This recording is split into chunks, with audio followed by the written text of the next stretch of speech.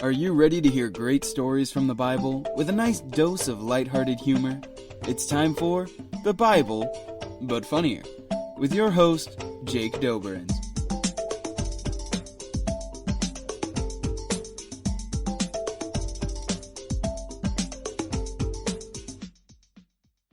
Today's story comes from Judges chapter 4. Yet again, the people of Israel did evil. Yet again, they were taken over by a foreign nation, this time the Canaanites, in order to give them a wake-up call. The commander of the invading army, Sisera, commanded 900 chariots, and he oppressed the Israelites for 20 years. In addition to the usual oppressive activities, Sisera would oppress them by doing practical jokes to cause great inconveniences. He would do things like tipping over their cattle, turning their animal pens into ball pits, and placing a bunch of cups of water on the floor in their kitchen at night, so when they woke up, they either spilled the water or had to pick up the cups one by one. He thought he was hilarious. But few people shared that same sentiment. The people cried out to God to save them from this guy who thought he was so funny. At that time, Deborah, a prophet, was judging Israel. People would come to her for advice on any and all subjects and listen to what she had to say. One day, Deborah called for a guy named Barak. When he didn't come, she tweeted at him. Sent a bird to deliver a written message. Finally, Barak begrudgingly showed up at Deborah's hangout spot under a palm tree. Deborah folded her arms and said to him, "Hey, Barak, how's it going? Just checking in. Didn't God tell you to gather 10,000 troops so you could defeat Sisera? And how's that going again?" Barak fumbled his reply. Yeah, that's right. There was just some complications with the plan and the gathering." He stopped for a moment and gathered himself. "Fine. I didn't really want to. How about you go with me? I'll go if you go. Does that sound like a fair trade? We can get this done together?" Deborah sighed. "That's what it takes to get you to do the task. But because you are a big chicken, you will not get the credit and the glory in this battle. The Lord will give Sisera into the hand of a woman. Us womanfolk are going to feel some major female empowerment today. You can be sure of that." So Deborah got up and motioned Barak to follow her. Together they gathered the 10,000 men and prepared to face off against their enemy. When Sisera had heard that Barak was up at Mount Tabor, Sisera called on his chariots, all 900 of them, and got together all the men who were with him. He put his pranks on hold for a second, because now was the time for war. Putting mayonnaise in pudding cups would have to wait. Barak was unsure of what to do next. Sure, he had a bunch of troops, but Sisera had iron chariots and a lot more sophisticated weaponry. Deborah slapped him upside the head. "It's time to do something, Barak. This is the day in which the Lord has given your enemy into your hands. Well, let me rephrase that. Give your enemy into the hands of a woman. But whatever. You still have a part to play. The Lord is going with you today. What do you have to fear?" Now empowered by the prophet, Barak sounded the war cry, and his troops ran down from Mount Tabor.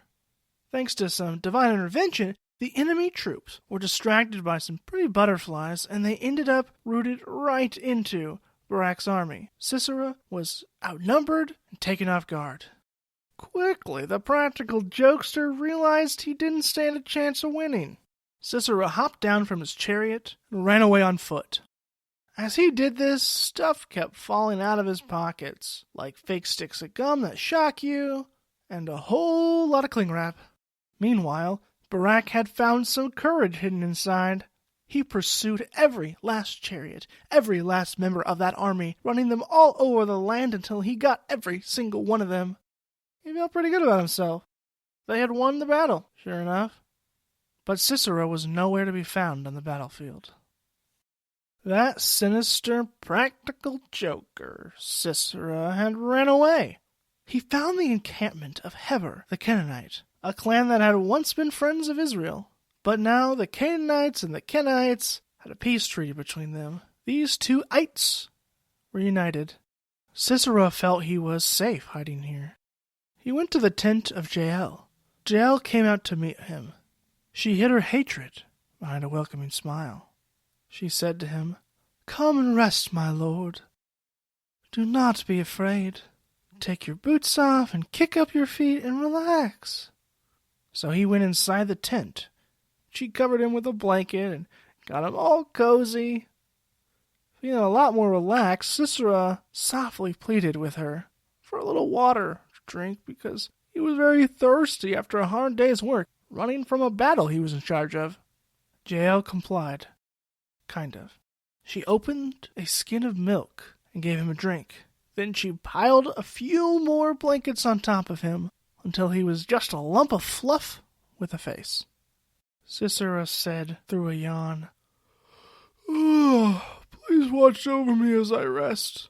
If anyone comes to the opening of the tent and asks if anybody's here, just say nope, nobody's home. Just say you're just chilling at the opening of my tent, all casual-like."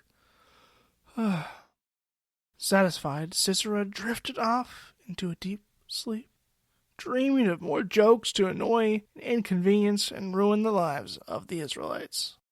Jael, on the other hand, had very different plans for him. She took a tent peg that was just lying around and placed it on his forehead.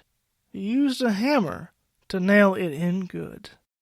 As you probably guessed, he never woke up from that sweet dream.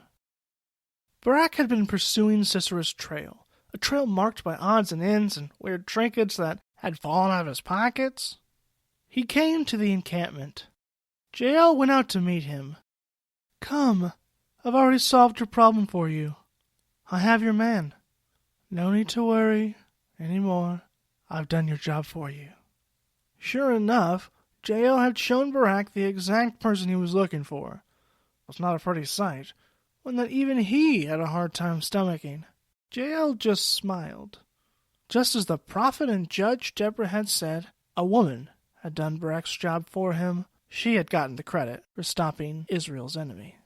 To celebrate this great win, Deborah and Barak sang a duet. No, seriously, that's what they did apparently. Yes, they sang a nice little, very graphic ditty about the whole experience and how women were the star of the show.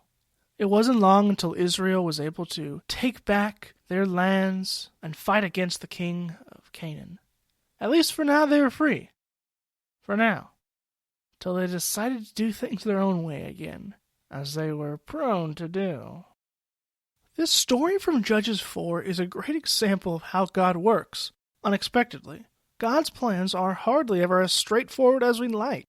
In this story, Barak is called to be the hero, but he has trust issues. God works with people where they are, and in this case that meant that a female would do the dirty job this time. Barak didn't get off the hook for his God-ordained task, but because of his fear, he lost the ability to get some of the honor, some of the credit. The honor went to a woman, a foreigner woman on top of that, with no particular significance. Thus we have not one but two important women in this story. Both Deborah and Jael are important female figures. They are honored because they do what God wants them to do and follow that plan, even when the men fail. And I don't want us thinking that women just stepped up because Barak was afraid. We have to remember that Deborah was a prophet and judge at the very beginning, doing the task that God had called her to do. She was empowered to do this, not just because there wasn't anybody else for the job. So in the end, it's all about following God. No matter who you are, we must have faith over fear. However, no matter what role we end up playing in the story, the one that gets all the credit is God, not us.